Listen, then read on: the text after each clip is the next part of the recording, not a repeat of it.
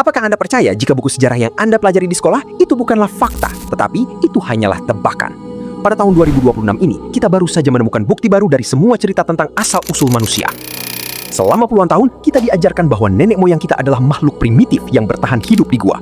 Tetapi, bagaimana jika saya katakan bahwa mereka dapat melakukan operasi medis pada 60.000 tahun yang lalu? Atau, bagaimana jika saya berikan bukti bahwa helm tentara Romawi yang dipajang di museum selama 30 tahun hanyalah imitasi?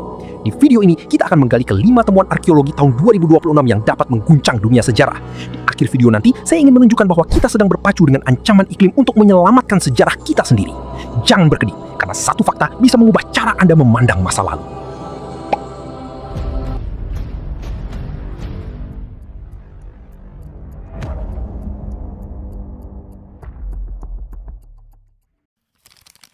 Seringkali buku sejarah menggambarkan nenek moyang kita sebagai manusia goa yang hanya tahu berburu dan bertahan hidup. Tapi temuan di Siberia tahun ini membuktikan bahwa mereka justru jauh lebih cerdas dari yang kita tahu. Perhatikan geraham ini. Lubang yang tampak bukanlah hasil pembusukan, melainkan hasil pengeboran yang disengaja. Bukti ini nyata bahwa nenek moyang kita sudah mencoba untuk mengobati infeksi. Yang mengejutkan, mereka ternyata mampu untuk melakukan prosedur medis yang sulit. Padahal ini terjadi sekitar 60.000 tahun sebelum manusia mengenal obat bius seperti zaman sekarang. Mereka bukan hanya manusia purba yang berusaha untuk bertahan hidup. Mereka juga memiliki pengetahuan tentang luka dan rasa sakit. Temuan ini mulai membuat kita bertanya, apakah kita terlalu meremehkan kecerdasan mereka? Kalau menurut kalian temuan tadi udah cukup bikin kaget, nah coba lihat yang satu ini dari Guatemala. Para arkeolog ini berhasil nyusun pecahan keramik kuno, dan ternyata di keramik itu ada 11 titik simbolik. Walaupun awalnya kelihatan kayak hiasan biasa, tapi setelah diteliti, titik-titik itu ternyata bukan sekedar ornamen. Ini adalah sistem penulisan angka tertua di wilayah tersebut. Berarti masyarakat Mesoamerika purba udah paham matematika yang cukup rumit ya. Padahal selama ini kita sering mengira peradaban mereka tidak sejauh itu. Tapi mengapa ya peradaban-peradaban maju seperti ini semua jejaknya bisa hilang? Apa karena selama ini kita hanya melihat bagian kecilnya aja? Atau di balik semua itu mungkin ada peradaban kuno yang jauh lebih maju dari yang kita bayangkan? Nah, pertanyaan itu baru akan terjawab sampai kalian lihat ada sesuatu yang tersembunyi tepat di bawah trotoar kota yang mungkin kalian lewati setiap hari. Di sebuah SMA dekat Kolosium Romawi, ada rumor yang jadi perbincangan para siswa. Katanya ada ruang tersembunyi di bawah gedung sekolah mereka. Awalnya hanya cerita iseng di sekolah, tetapi semuanya berubah saat beberapa siswa nekat turun ke bawah tanah. Mereka menemukan lorong-lorong tua yang gelap.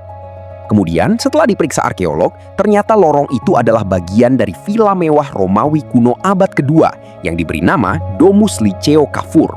Di dalamnya, mereka menemukan lukisan di dinding, atap yang melengkung, mosaik kuno, hingga coretan-coretan modern dari abad ke-20. Hal yang sama terjadi di Cusco, Peru.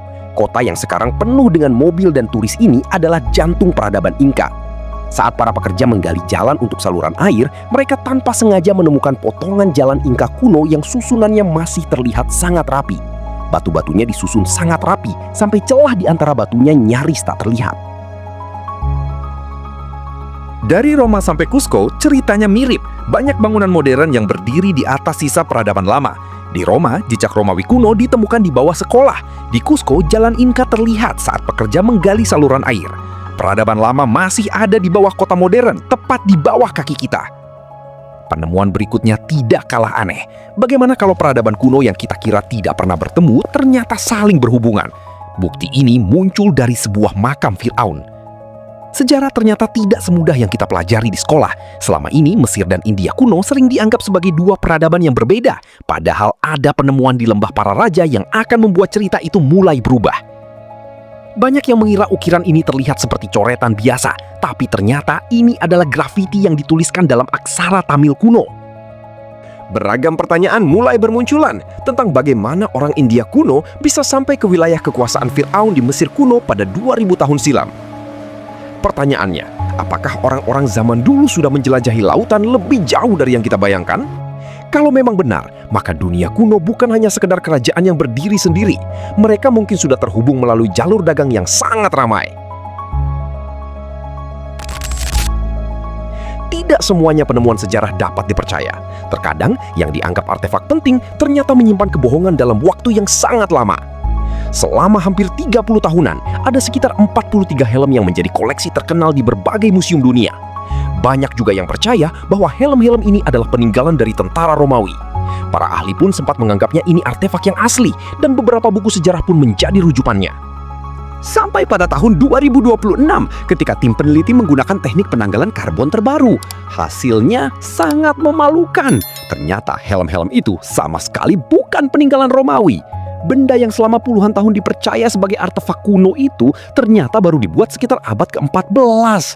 Berarti selama 30 tahun banyak museum, peneliti, dan buku sejarah pun tertipu. Entah ini ulah pemalsu ulung atau kolektor yang terlalu ingin mempunyai benda bersejarah. Yang jelas, kasus ini membuat kita sadar satu hal. Tidak semua yang dipajang di museum itu benar. Terkadang, sejarah juga bisa salah. Kalau artefak yang ada di museum bisa keliru, apalagi benda-benda sejarah yang masih terkubur. Waktu tidak menunggu. Setiap tahun, sebagian bukti bisa rusak, hilang, atau terkubur lebih dalam bersama cerita yang belum sempat diceritakan. Masalahnya, kesalahan sejarah bukan satu-satunya ancaman. Di beberapa tempat, bukti masa lalu justru hilang karena perubahan iklim. Di Arktik, ada makam para pemburu paus kuno rusak tersapu air. Di pegunungan Alpen, gletser yang mencair malah memunculkan benda-benda lama yang selama ribuan tahun terkubur di dalam es. Benda-benda yang muncul dari es itu bukan cuma batu atau tulang. Ada pakaian dari kulit, ada peralatan kayu, bahkan sisa benda yang dulu dipakai manusia dalam kehidupan sehari-hari. Masalahnya, begitu keluar dari es dan terkena udara, semuanya mulai rapuh. Dalam waktu singkat, benda yang bertahan ribuan tahun bisa rusak begitu saja. Di titik ini, tugas arkeolog bukan sekedar menemukan masa lalu, tapi mengejarnya sebelum hilang. Walaupun di tengah keputusasaan ini, ada secercah harapan dari kecerdasan buatan. Ada gulungan naskah kuno yang sudah gosong akibat letusan gunung berapi. Jika disentuh saja akan hancur menjadi debu. AI kini mampu membaca bagian dalam gulungan ini melalui pemindaian sinar X tomografi, menyusun kembali huruf demi huruf yang sudah hilang selama 2000 tahun.